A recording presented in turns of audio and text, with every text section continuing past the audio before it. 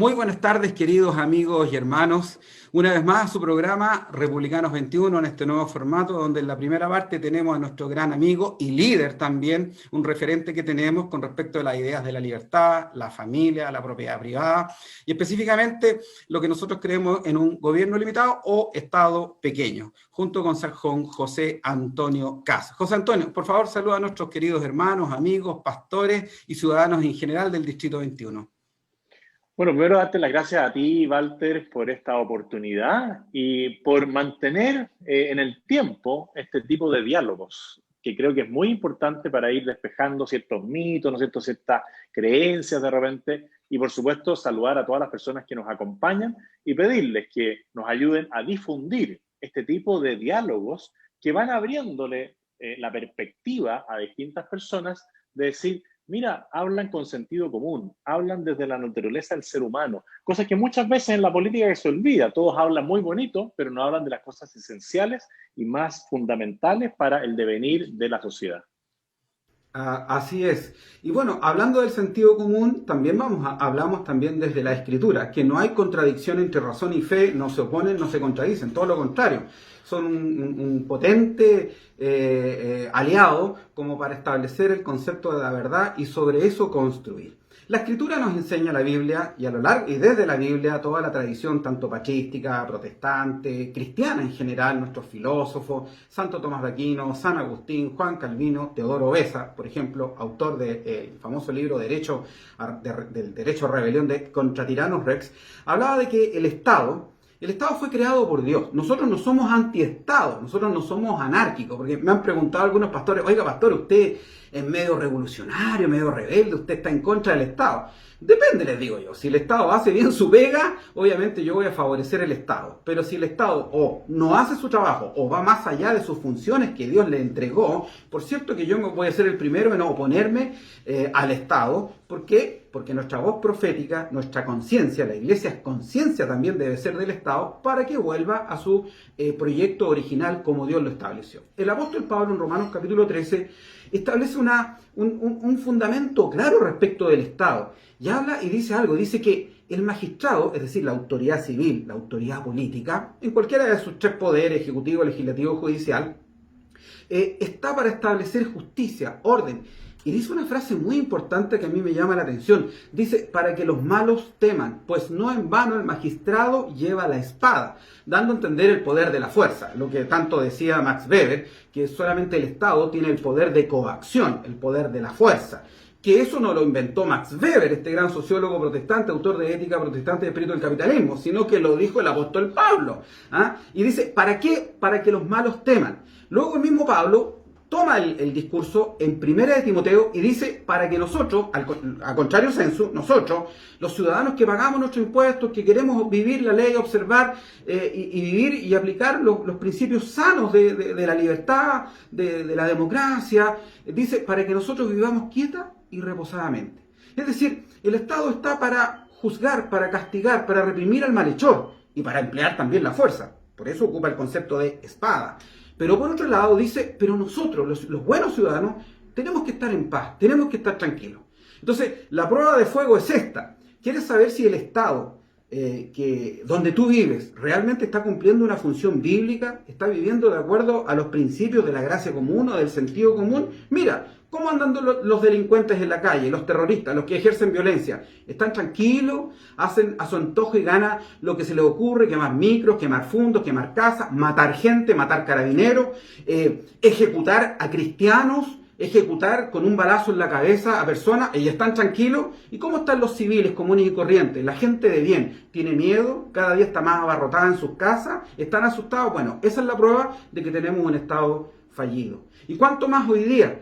Que no solamente hay violencia y hay miedo, sino que también a través de estas excesivas normas que supuestamente quieren protegernos del coronavirus, sin embargo hoy día se está matando la economía. El peor virus, la peor enfermedad y desgracia que viene a nuestro país es desempleo, es aumento de precios, es empresas quebrando, gente sin trabajo y los productos cada vez encareciéndose más. multas. Sin embargo, nosotros tenemos que seguir pagando contribuciones, tenemos que seguir pagando patentes, tenemos que seguir manteniendo nuestras empresas y el Estado tampoco ayuda en eso. Sin embargo, el terrorismo en la Araucanía continúa, la violencia en las calles continúa. ¿Cuál es tu visión, José Antonio, al respecto? Al principio, tú decías, bueno, algunas personas nos dicen, oiga, pero usted es un poquito anárquico. No, lo que nosotros decimos es que no hay que endiosar al Estado. Si el Estado tiene un rol, pero el Estado no es Dios. El Estado debe regular ciertas cosas para que nosotros nos podamos desenvolver bien, pero no tiene que reemplazar todo. Y ese es un dicho bastante popular. Estás endiosando a algo. Yo no quiero endiosar al Estado. Quiero que el Estado esté al servicio de las personas, no las personas al servicio del Estado.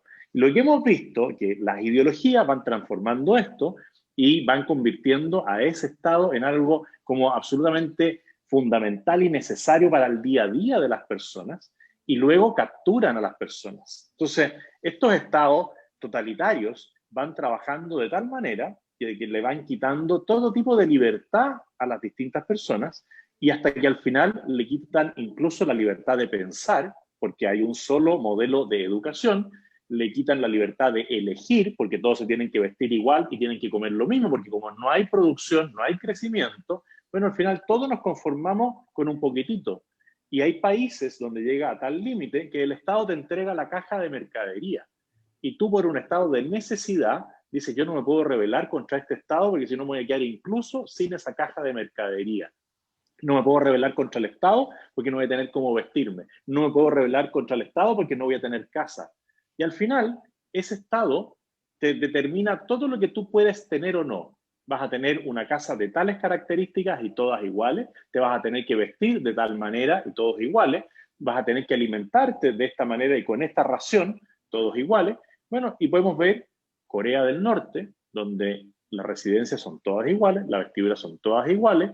O vemos Venezuela, donde la gente baja de peso, no porque estén con una política de elige vivir sano, sino porque no hay comida, no hay trabajo, y las personas tienen que irse a otros países, y tenemos una migración hacia los países vecinos, como la que vemos en Colombia, en Brasil e incluso en Chile.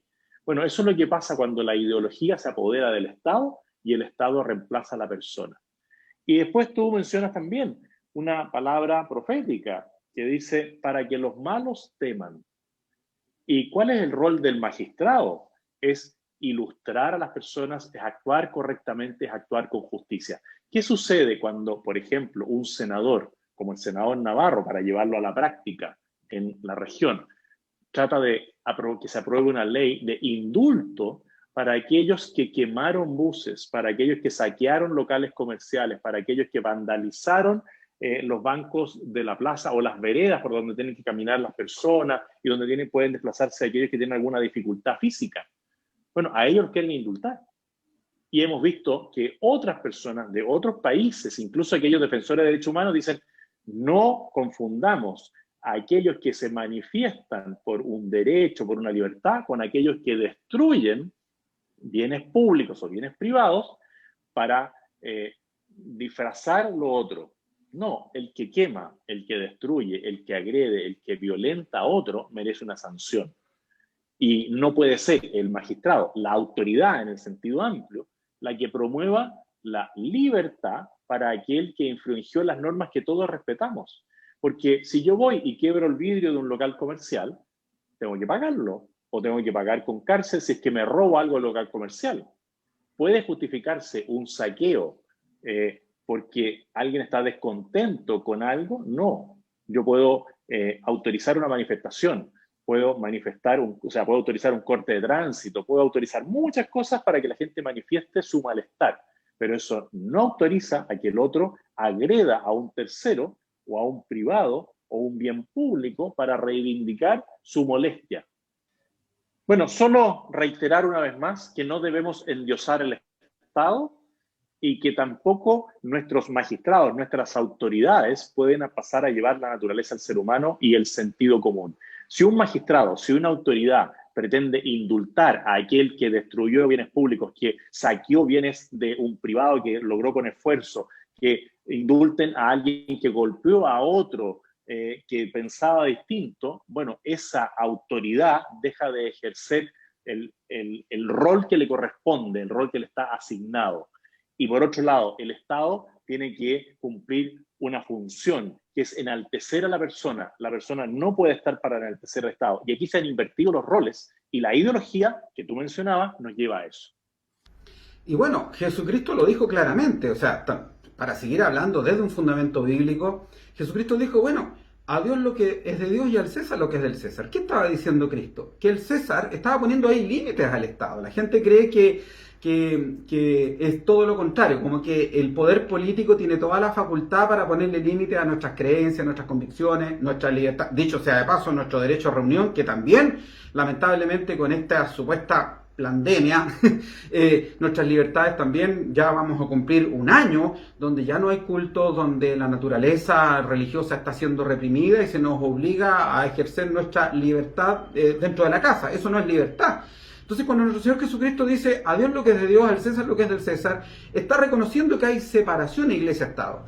Pero cuando nuestros amigos a veces ateos o progresistas o que son enemigos de la libertad me argumentan o me dan esa misma frase, yo les respondo, les digo, sí, nosotros creemos en la separación iglesia-estado, pero también vamos más allá. Creemos que el Estado también debe estar separado de la familia. Y no es bueno que el Estado se meta a ideologizar a nuestros hijos. Y también creo en la separación Estado-mercados. El Estado no tiene por qué venir a regular precios y venir a intervenir a las empresas o a los pequeños y medianos empresarios. Creo en separación Estado-deporte. Dejemos que el deporte también actúe libremente, o deporte, Estado, cultura. En fin, entonces hoy día tenemos un Estado que lamentablemente no está cumpliendo su función desde una concepción tanto bíblica, así como desde la gracia o del sentido común, y tenemos este acto de rebelión de parte de los empresarios gastronómicos, de los dueños de restaurantes en Punta Arenas, que tuvieron que salir a las calles y pasando a llevar, porque ellos creyeron que era una acción justa, porque tienen que pagar arriendo, tienen que pagar patentes, tienen que pagar contribuciones, tienen que pagar sueldos, tienen que pagar sus insumos básicos y tienen que llenar la guata con comida. Sin embargo, ese Estado, que no es capaz de establecer justicia con los terroristas de la Araucanía, o los que saquean supermercados, o que tienen a las poblaciones, a los ciudadanos comunes y corrientes encerrados en sus casas en distintas ciudades del país, ese Estado no tiene ningún empacho en seguir cobrando las patentes municipales, en seguir cobrando el IVA a todos nosotros, en seguir multándonos porque la señora del carro manicero no respetó la cuarentena. Entonces, esto es ilógico. La ideología se hace pedazos y tarde o temprano la realidad, el hambre, el deseo de salir adelante, de luchar por la familia, de mantener nuestros hogares, de empujar nuestro país hacia el crecimiento económico que hace tanto tiempo ya se ha estancado, eso demuestra que la ideología no sirve de nada y llegamos a la conclusión de que lamentablemente Chile ya no es un Estado de Derecho, es un Estado fallido. Es totalmente cierto lo que tú dices, porque, por ejemplo, Punta Arenas, que tuvo un rebrote muy importante, fue convocado a plebiscito. Y uno dice, qué curioso que se pueda convocar a un plebiscito en un lugar que está en cuarentena total, pero no se pueda ir al culto. O, qué curioso, yo puedo viajar a Punta Arenas en avión, un avión que va atiborrado de personas, pero no puedo ir a un culto donde en la entrada hay alcohol gel, donde yo no me saco la mascarilla, donde hay ventilación y donde hay respeto de la distancia física. En el avión, tú te sientas en corridas de 3 personas a una distancia bastante reducida y lo único que te dicen cuando entres, te tomo la temperatura, usa alcohol gel y no te saques la mascarilla. Bueno, en un templo hay distancia física mayor que en un avión, hay ventilación mayor que en un avión, hay uso de alcohol gel y en la entrada tú le puedes tomar la temperatura a alguien, pero eso está prohibido. Yo puedo ir a comprar a un recinto que me dicen el aforo del recinto es en una farmacia que pueden haber 5 personas al interior, porque no hay ventilación, porque no hay esto. Pero en un templo no pueden haber 5 personas. ¿Por qué?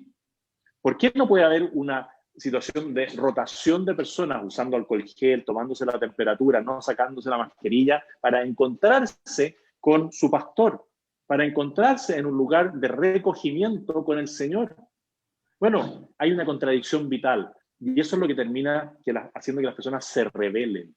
Así como se rebelaron los comerciantes gastronómicos en Punta Arenas, Y la autoridad, curiosamente, de un día para otro dice, pasamos de fase 1 a fase 3, porque no pudieron contener. Y para no quedar en evidencia de que no podían contener, bueno, liberan. ¿Dónde están las normas? También lo conversábamos en la previa, ¿no es cierto? Que tú me decías, no hay expertos en COVID. Se ha pasado un año y aquí hay muchos que dictan cátedras y dicen, no, en este caso todos encerrados en las casas, en este otro, esto otro. En Argentina estuvieron con una cuarentena total por meses y los contagios aumentaron mucho más que lo que aumentaban en Chile o lo que aumentaron en Suecia, donde había en Suecia libertad total casi, para que la gente respetando las normas, porque aquí nadie está diciendo, no, ¿sabe qué más? Ya no vamos a usar alcohol gel.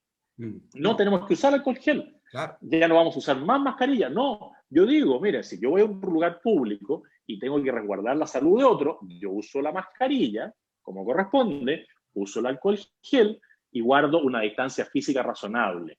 Pero no me pueden impedir que yo ejerza mi libertad de culto, la libertad de enseñanza. Los profesores, curiosamente, absolutamente ideologizados, no quieren que nadie vuelva a un lugar educacional. ¿Y quiénes están siendo más perjudicados? Todos aquellos niños que no tienen una buena conexión a Internet, aquellos que no siempre tienen la herramienta tecnológica para la conexión, siendo que con un aforo menor, el profesor podría estar haciéndole clases presenciales a 5, a 10 alumnos y a 20 de vía remota. ¿Por qué no se puede? Hoy día estamos en una situación de modernidad. Hoy día hay muchas circunstancias donde nosotros podemos complementar a alguien con presencia física con alguien con presencia virtual.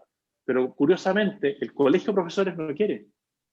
Bueno, ahí hay ideología, ahí no hay bien común. Ese profesor, presidente del colegio de profesores, no está pensando en el bien común de los jóvenes, está pensando en la ideología y dice, yo a este joven dejar remotamente y entregarle lo que yo quiera a través de esto sin mayor esfuerzo, sin mayor control quizás. Bueno, de nuevo, en algún momento vuelve a imponerse el sentido común, vuelve a aflorar esa naturaleza del ser humano que necesita encontrarse. Hay un libro escrito por C.S. Lewis que se llama Cartas del Diablo a su sobrino. Sí. Y hay un pasaje increíble donde el sobrino le dice al diablo, ¿cómo lograste capturar y encerrar a tantas personas? ¿Lo hiciste a través del hambre? ¿Lo hiciste a través de la guerra, del miedo? No, le dijo, del miedo y de una enfermedad. Y les infundí miedo a la enfermedad y ellos se encerraron solos. Y se distanciaron, no se volvieron a encontrar nunca más. Bueno, y ahí ya fueron presa fácil para mí. José Antonio, tú has dado en el clavo. Sin embargo, el enemigo del miedo no es la valentía, es la verdad. Y cuando la verdad se aterriza, y curiosamente, hoy día la gente dice que no cree en la verdad, que la verdad no existe. Entonces, cuando a mí me dicen, oye, pero la verdad no existe, entonces yo les pregunto, bueno, ¿y lo que tú me estás diciendo, entonces es mentira? Entonces, ¿es verdad lo que estás diciendo? ¿Cómo se contradicen a sí mismos?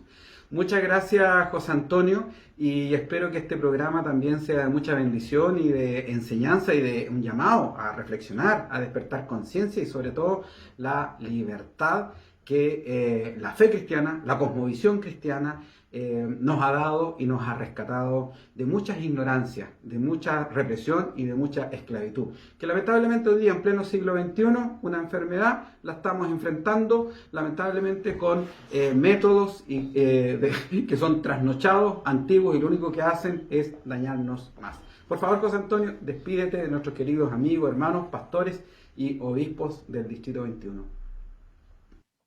Bueno, quiero usar la misma frase que usaste tú, que el miedo se enfrenta con la verdad. Y la verdad nos da libertad. Cuando nosotros actuamos transparentemente, hablando con la verdad, somos seres libres. Cuando nosotros mentimos o usamos la mentira como herramienta política, terminamos siendo esclavos de la mentira. Así que con la verdad tenemos que enfrentar el miedo y con la verdad vamos a derrotar la corrupción también. Muchas gracias, José Antonio. Dejamos invitados a todos nuestros amigos para la próxima semana a un programa nuevo e interesante y profético, como le gustó emplear la palabra a José Antonio, para seguir ayudando, bendiciendo, exhortando, edificando y estableciendo la verdad. Que el Señor les bendiga.